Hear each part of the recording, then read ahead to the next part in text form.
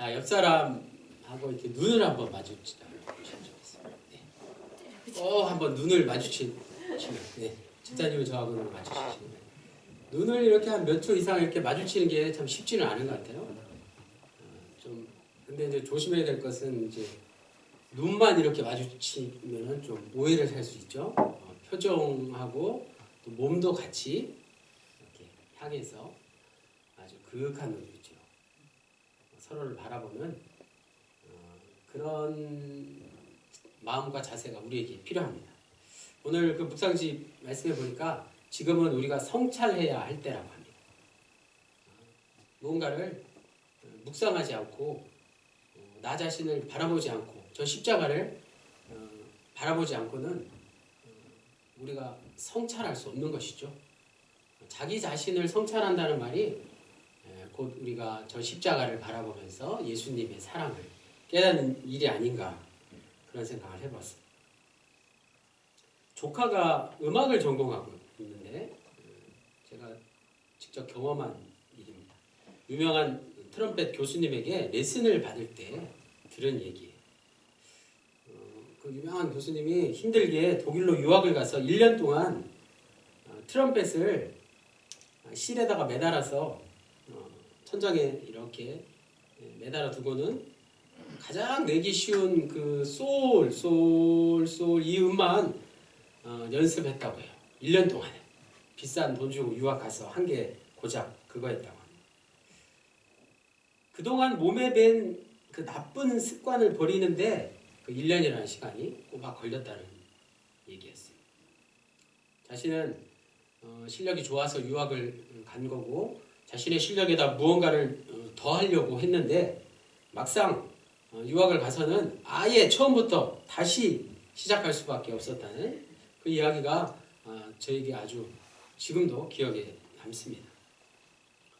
오늘 본문 말씀 요한복음 3장 앞부분에 보면 새 성전으로 오신 예수님에 대한 말씀이 시작되고 있습니다. 그리고 요한복음 3장 이제 4장까지 여러 부류의 사람들이 예수님과 대화를 하고 여러 부류의 사람들이 모습을 드러냅니다. 이들은 새 성전으로 오신 예수님에 대해서 아주 다양한 그런 반응들을 보입니다. 그 첫 번째가 바로 오늘 본문에 등장하는 니고데모였습니다. 그는 바리새인이자 당시 유대교 최고의 법정인 산헤드린 회원이었으니 요즘으로 치면 대법원에서 일하는 대법관 정도라고 할 수 있겠죠. 자, 오늘 우리는 믿음이란 무엇인가에 대해서 말씀을 나누기를 원합니다. 먼저 니고데모가 예수님과 나눈 대화 속에서 대화의 주도권을 누가 잡고 있었을까에 집중해야 할 필요가 있습니다. 본문을 3장 1절부터 읽어보시면 대화를 주도해 나가는 게 누구였을까요? 니고데모였습니다. 주님을 대면하기 전에는 누구나 스스로 주도권을 잡습니다. 그럴 만한 것이 니고데모는 당대 유명한 스승이었죠. 이스라엘의 선생이라고 불렸습니다. 예수님께 대화를 청할 만큼 겸손하기까지 했습니다. 그런데 우리가 알아야 될 것은 주님을 만난 그 순간부터는 더 이상 스승도 아니고 선생도 아니라는 것입니다. 우리 주위에 훌륭하면서 인격도 아주 겸손한 분들이 많이 있습니다. 그런데 그들이 모두 다 그리스도인이 되지는 않는다는 걸 우리는 잘 알고 있습니다. 왜 그럴까요? 어린 아이가 되지 못했기 때문에, 거듭날 필요성을 느낀 적이 없기 때문에 그렇습니다. 사실상 배운 게 아무리 많고 인격이 제 아무리 훌륭하다 할지라도 사실상 그들은 거듭나야 한다는 말에 반발한 것과 같다는 말씀이죠. 니고데모는 자신의 부족함과 필요를 어느 정도 인정했고 자신에게 없는 것이 주님에게 있다는 것을 알았기 때문에 주님께 스스로 나아갔습니다. 그러나 그의 마음속에는 예수와 동등한 인격이라는 생각이 여전히 있었습니다. 주님을 또 다른 학자 정도, 어쩌면 자신보다 좀 더 나은 선생 정도로 여기면서 자신은 여전히 같은 범주와 계층에 속한 선생이라고, 자신은 예수님 앞에서도 여전히 선생이라고 생각했습니다.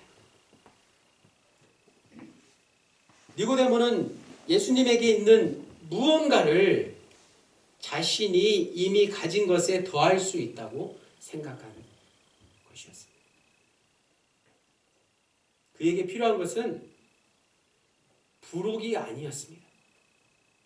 예수님이 니고데모에게 해주신 말씀은 부록 별첨이 아니었다는 것이죠. 니고데모가 평생 써온 책 자체가 아예 잘못되었다는 것을 말씀해 주셨습니다. 니고데모는 처음부터 백지부터 다시 책을 써야 했다는 말씀이죠. 디테일하게 그는 매우 훌륭한 인격을 가진 겸손한 이였지만 어린아이가 되지 못했다는 것입니다. 이와 같이 믿음이란 것은 백지장 한 장 차이일 수 있다는 것을 니고데모의 태도를 통해서 우리는 알 수 있습니다.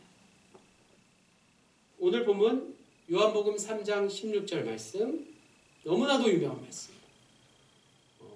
믿지 않는 사람들도 다 아는 그런 말씀이죠. 요한복음 3장 16절 한 절 말씀만 오늘 집중적으로 묵상해 볼 수 있기를 원합니다. 하나님이 세상을 이처럼 사랑하사 독생자를 주셨으니 이는 그를 믿는 자마다 멸망하지 않고 영생을 얻게 하려 하심이라. 아멘. 아멘. 그리스도인이 이 세상에서 얻는 생명은 무한한 생명입니다. 생명은 단순한 목숨이 아닙니다. 목으로 넘어갔다가 숨이 다시 나오지 않으면 죽음을 당하는 목숨만을 뜻하는 게 아니라는 말씀이죠. 유한한 세상에서 지속되는 생명이 아니라 우리가 믿는 생명은 영원히 지속되는 생명이라는 말씀입니다. 실제로 우리가 이 세상에서 누리는 생명은 맛보기에 불과한 것입니다. 농부들은 작물이 익으면 미리 조금씩 수확을 하곤 하는데 올 복숭아, 올 사과라는 말을 쓰더라고요. 그래서 그것을 첫 열매 또는 만물이라고 합니다. 사과나무에 사과가 처음 익을 때 농부가 하나를 따서 먹어보고는 정말 맛있군 라는 생각이 나면 곧 본격적인 수확이 있을 거라는 뜻이죠. 그것만으로도 굉장하고 훌륭하지만 생명이라는 것은 죽은 후에 더 온전하고 영광스럽게 얻게 되는 것입니다. 영생이 바로 그런 것입니다. 하나님이 지금 우리 영혼에 불어 넣어주시는 생명은 우리가 이 땅에 사는 동안에도 지속되고 죽을 때도 계속되며 영원토록 지속되는 것입니다. 인간을 향한 하나님의 사랑이 이만큼 놀라운 것이죠.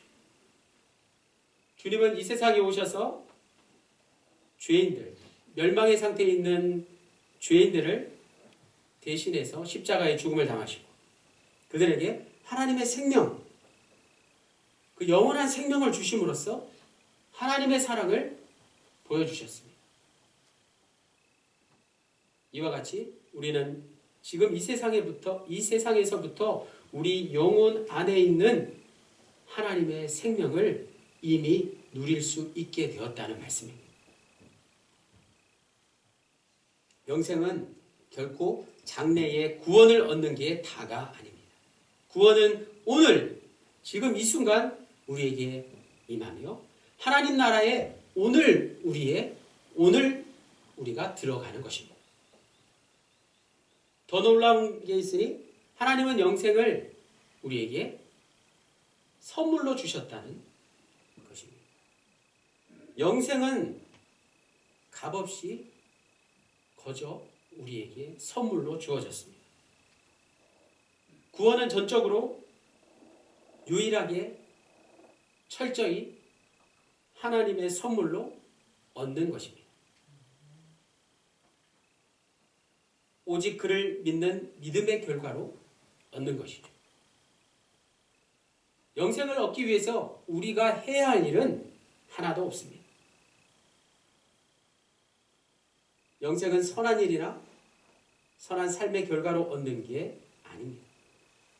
노력이나 수고의 결과로 얻는 게 아닙니다. 영생은 그런 것들과 상관이 없습니다.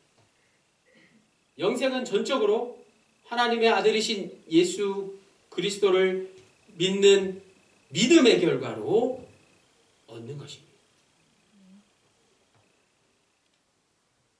그리스도인이란 그리스도를 닮아가는 사람을 말합니다.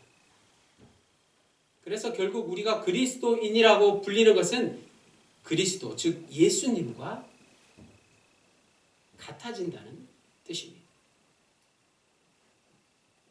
여기서 주의할 게 있다면 많은 사람들이 스스로 그리스도인이 될 수 있다고 생각하는 겁니다. 우리가 스스로 그리스도인이 되는 건 불가능합니다. 자기 노력으로 그리스도인이 될 수 있다는 생각보다 더 그리스도인이 되지 못하게 가로막는 장애물은 없습니다. 종교개혁가 마르틴 루터는 스스로 그리스도인이 되고자 평생을 애썼습니다. 그것이 정말 엄청나게 힘든 일이라고 생각했습니다. 수도원 골방에 들어가서 금식하고 땀 흘리고 기도하고 선을 행했습니다. 마르틴 루터가 무엇을 위해서 그렇게 애를 썼습니까? 스스로 그리스도인이 되기 위해서 애를 썼습니다. 하나님이 자신을 바라보시면서 루터야, 네가 이렇게 열심히 잘했으니까 내가 영생을 상으로 주마. 이런 음성이 들릴 때까지 그를 만족시킬 의를 이루기 위해서 애썼다는 말입니다. 그러다가 어느 날 갑자기 루터의 영적인 눈이 환해져서 평생을 노력해온 그것이 잘못된 것이라는 생각이 들었습니다. 그리고는 즉시 방향을 바꿨습니다. 우리가 잘 아는 로마서 1장 17절에 있는 말씀. 오직 의인은 믿음으로 말미암아 살리라. 히브리서 10장 38절. 나의 의인은 믿음으로 말미암아 살리라. 이 말씀을 통해서 답을 얻게 되었습니다. 영생의 선물을 얻는 길은 예수 그리스도를 믿는 것입니다. 여기서 예수 그리스도를 믿는다는 건 나사렛 예수가 다름 아닌 하나님의 독생자요 영원하신 하나님의 아들이시다는 말씀을 받아들이는 것입니다. 또 한낱 인간으로 이 땅에 오신 분, 갈릴리에서 3년 동안 공생애를 사신 그분이 행하신 모든 일, 그분의 모든 말씀, 그것이 곧 하나님의 말씀이었다는 것을 믿는 것입니다. 즉 예수님이 하나님의 아들이시다는 위격을 인정하는 것입니다. 세상에는 예수 그리스도를 믿는 자와 믿지 않는 자가 있습니다. 요한복음 3장 18절에 그리스도를 믿는 자는 심판을 받지 않을 것이고 믿지 않는 자는 심판을 이미 받았다고 말씀하고 있습니다. 심판을 이미 받았다고 말씀하고 있습니다. 하지만 많은 사람들이 여전히 심판을 불행한 일이 일어나는 것쯤으로 생각합니다. 신앙생활을 게을리했기 때문에 사고를 당하거나 병에 걸리는 것 정도. 심지어 하나님의 종의 마음을 섭섭하게 하면 그에게 좋지 못한 일이 일어난다. 이렇게 생각하기도 합니다. 성서가 말하는 믿지 않는 자가 이미 심판을 받은 것이라는 말은 그런 게 아닙니다. 그런 뜻이 아닙니다. 그런 불행은 믿음과는 아무런 상관이 없습니다. 예수 그리스도가 하나님의 아들로서 우리의 구원자라고 한다면 그를 믿지 않는 사람은 구원과 관계가 없는 사람이 되고 마는 것 그 자체를 말하고 있습니다. 믿지 않는 자들이 구원과 관계없는 것 그 자체가 바로 하나님의 심판이라는 뜻입니다. 우리가 그동안 생각하고 있던 지옥의 유황불과 구더기 더미에 들어가는 것보다 믿지 않는 것 그 자체가 더 큰 심판이라는 뜻은 무슨 뜻일까요? 기독교는 그리스로 가서 철학이 되었고 로마로 가서 법과 제도가 되었고 유럽으로 가서 문화가 되었습니다. 지난 2014년 한국 다큐멘터리 영화 코어바디스에 보면 감독이 우리 이 시대 한국 교회를 향한 메시지를 이렇게 전하고 있습니다. 교회가 미국에 가서 기업이 되었고 한국에 와서 대기업이 되었다. 한국 교회의 현실을 적나라하게 지적한 말입니다. 기업에서 상품을 팔아서 대박을 터뜨리듯이 교회도 그런 식으로 운영되고 있다는 것이죠. 아직도 많은 교회들이 미자립 교회들이 힘에 겹게 운영되고 있는 상황인데 말입니다. 사역자들은 자본주의 경쟁 논리에 빠져서 온갖 수고에 시달리고 있습니다. 당연히 그들의 영혼이 병들고 맙니다. 일종의 율법식 목회 방식이 한국 교회를 지배하고 있는 것이죠. 그런데 놀라운 것은 저 시골 바닷가 어느 작은 교회의 한 목사님이 그런 논리에서 벗어나서 사역을 하고 계시다는 것. 그는 보잘것없는 가난하고 초라한 작은 교회를 사역하면서 경쟁 없이 구도자의 자세로 자기 자신의 구원 문제를 가장 중요하게 여긴다는 사실입니다. 바로 그때 그 보잘것없는 작은 교회의 사역자의 영혼은 해방과 평화와 기쁨이 가득하게 됩니다. 믿음의 능력이란 바로 이런 데서 온전히 드러나는 것입니다. 믿음의 능력이란 바로 이런 데서 드러난다는 것입니다. 믿음의 능력으로 심판을 받지 않는다는 말씀을 현실에서 경험할 수 있게 된다는 뜻이 되는 것입니다. 처음에 말씀드린 니고데모의 장애물 가운데 가장 큰 장애물, 마지막 장애물이 무엇이었을까요? 그는 간절히 알고 싶었기 때문에 예수님께 계속해서 질문했습니다. 요한복음 3장 4절에 사람이 늙으면 어떻게 날 수 있습니까? 두 번째 모태에 들어갔다가 날 수 있습니까? 그리고는 9절에 어떻게 그런 일이 있을 수 있습니까? 라고 예수님께 계속해서 질문했습니다. 따지듯이 물었습니다. 그는 자신이 얻고자 하는 것이 생명이라는 것을 깨닫지 못한 것입니다.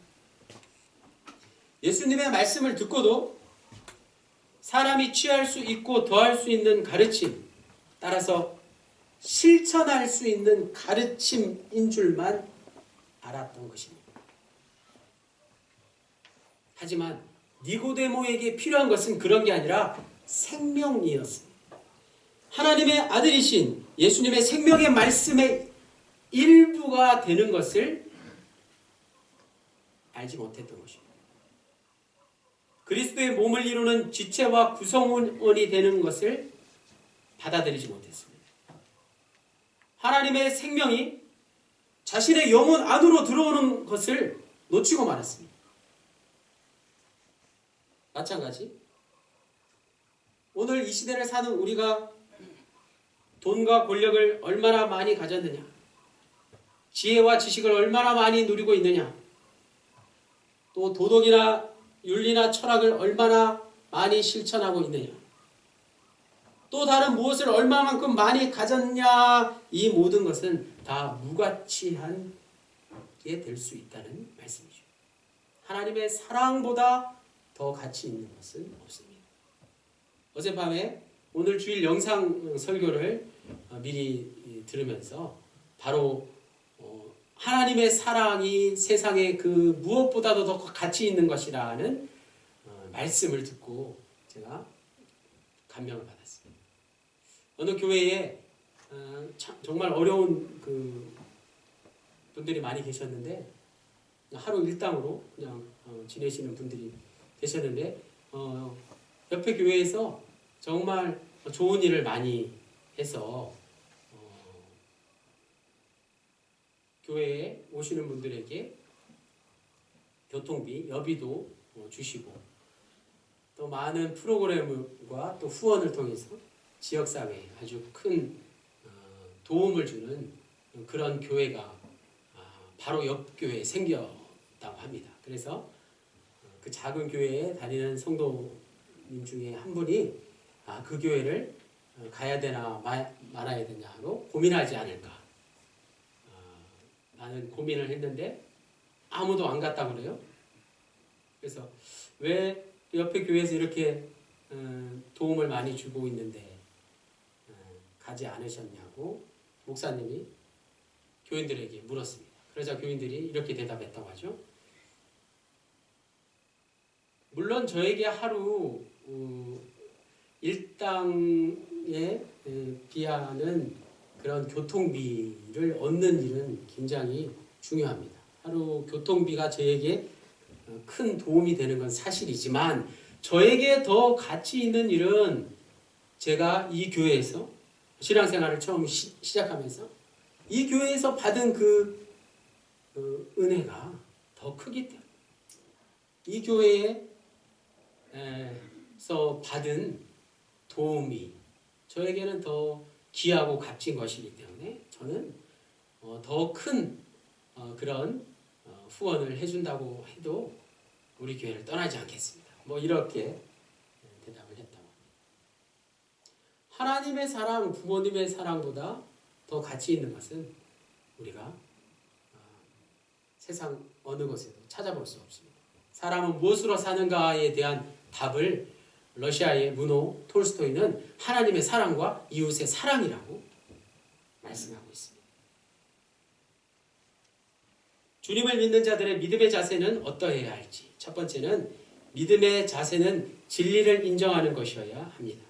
대부분의 기독교인들이 어릴 때부터 성경을 읽고 교회에서 성경 읽는 소리를 들어왔습니다. 집에서 어머님이 읽으시던 그 성경책을 귀하게 생각합니다.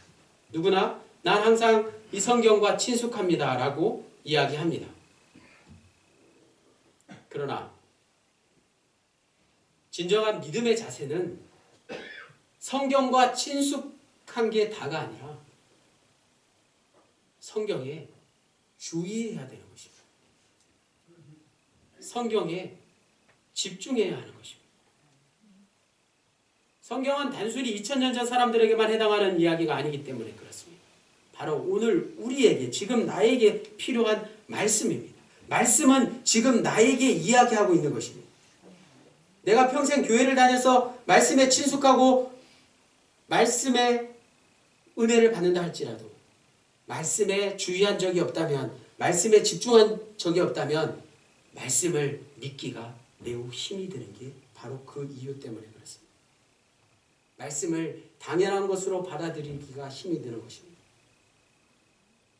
그래서 우리는 말씀에 친숙하기보다 말씀에 주의를 기울여야 하는 것입니다. 말씀에 집중해야 하는 것입니다.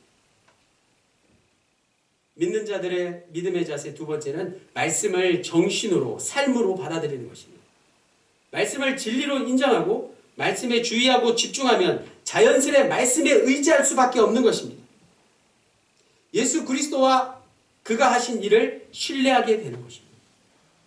사실 주 예수 그리스도를 믿는다는 것은 자기 자신과 자기 영혼과 자기 운명을 전적으로 그리스도께 맡기고 의지하는 것이라고 정의할 수 있습니다. 구체적으로 믿음은 실행을 미루는 게 아닙니다. 지금 할 일을 다음으로 미룬다고 해서 하나님과의 관계가 달라질 게 없습니다. 믿는 일은 즉시 이루어지는 것입니다. 깨달은 자에게 미루는 것은 무익할 뿐입니다. 나중으로 미룬다고 해서 더 나은 사람이 되거나 어떤 자격이 생기는 게 아닙니다. 믿음은 즉각적인 것입니다. 진리를 깨닫는 것 그 자체가 진리를 받아들이고 진리를 따라 살게 된다는 뜻입니다. 그러므로 믿음이란 나를 믿는 게 아니라 예수 그리스도를 믿는 것입니다. 사람은 자기 욕망의 실현을 믿음이라고 착각하기도 하고 자기 연민을 믿음이라고 포장하기도 합니다. 그러나 믿는 사람이 아니라 믿는 사람이 중요한 게 아니라 믿음의 대상이 누구인가가 중요합니다. 믿음의 대상이신 예수 그리스도에게 초점을 맞춰야 합니다. 예수 그리스도에 대한 이해가 우리에게 없었던 게 아닐런지. 초기 기독교는 전혀 새로운 차원의 구원을 예수 그리스도에게서 경험했습니다. 그 믿음의 능력으로 오늘을 살아가는 저와 여러분 모두가 되시기를 주님의 이름으로 축원합니다. 자, 이 시간 우리가 잠시 같이 기도할 수 있기를 원합니다. 특별히 우리가 사순절을 당하여서 구세군의 자비석을 생각해 봅니다. 구세군의 자비석에 저와 여러분을 초대합니다.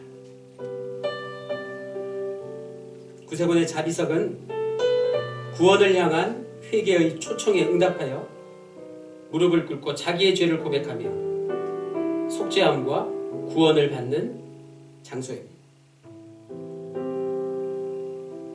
구세군의 자비석은 죄인이 하나님을 만나는 자리입니다.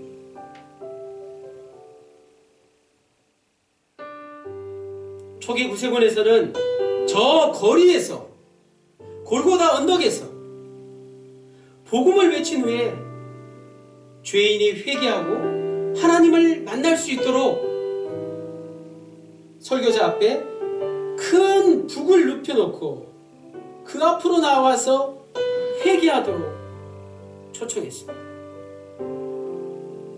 천막 집회를 열어서 의자를 사용하기도 했습니다. 또 교회 안에서 지금 우리 합덕영문처럼 긴 의자를 사용하기도 했습니다. 때로는 삶 가운데 자기 자신이 있는 그곳이 바로 자비석이 될 수 있습니다. 자비석은 장소를 불문하고 인간이 무릎을 꿇고 하나님의 구원을 청할 때 하나님을 발견할 수 있으면 그곳이 바로 자비석이 됩니다.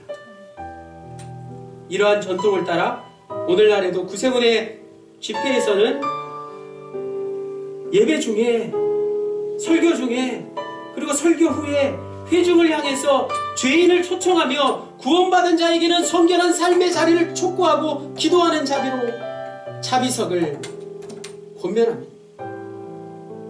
죄인을 하나님께 인도하는 자비석은 구세군의 심장과도 같은 것입니다.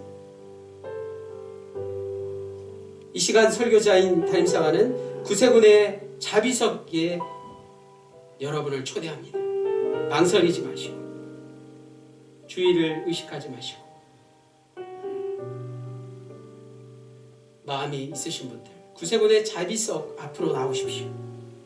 몸이 불편하신 분들은 지금 앉아 계신 그 자리가 자비석이 될 수 있습니다. 구세군의 전통을 따르십시오. 구세군은 세상을 구원하는 하나님의 군대로서 오늘날까지 많은 사람들을 이 자비석으로 인도하여 초청하고 있습니다. 우리 잠시 소리를 내어서 또는 마음속으로 또는 하나님께 부르짖으며 기도하셔도 좋습니다. 이 시간 다 같이 기도하시면서 하나님 앞으로 나아가는 시간을 잠시 갖도록 하겠습니다. 하나님 아버지, 우리에게 믿음을 허락하여 주시면 감사드립니다. 오늘 말씀을 통해서 나의 믿음이 어디에 있는지 바로 보게 하시니 감사합니다. 하나님, 다시 한번 우리가 자비석 앞에 섰습니다. 하나님의 구원 앞에 섰습니다. 이 시간 회개와 구원과 성경이 우리에게 함께 하실 줄로 믿습니다. 하나님, 우리에게 믿음의 여정을 허락하여 주시고 이 믿음의 여정을 끝까지 완주할 수 있도록 주님 인도하여 주십시오. 이 사순절의 기간 주님의 십자가를 물끄러미 바라보며 하나님의 말씀에 집중하며 다시 한번 하나님의 구원의 은혜를 누리기를 원합니다. 기도하겠습니다. 하나님, 주님이 니고데모에게 하신 말씀이 곧 나에게 하신 말씀인 줄로 믿습니다. 주님이 내게 말씀하고 계신다는 사실을 알면 그게 곧 믿음입니다. 주 예수 그리스도를 믿는다는 것은 바로 이런 것입니다. 단 1초도 미루지 말고 지체하지 말고 있는 모습 그대로 주님께로 나아가기 원합니다. 주홍빛 같은 내 죄를 눈보다도 더 이게 씻어주실 주님을 믿습니다. 하지만 주저하지 않게 도와주십시오. 진리를 아직 깨닫지 못한 우리의 연약한 모습을 주님 보시고 다시 한번 믿음의 길로 나아가기 원하오니 이제 더 이상 하지만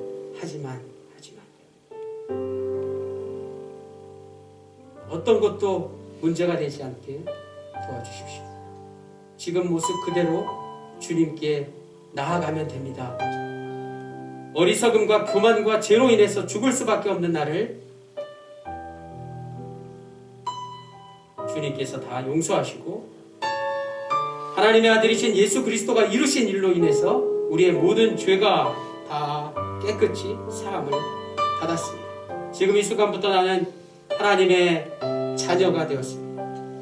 하나님 아버지와 함께 영원한 복을 누리는 상속자가 되었습니다.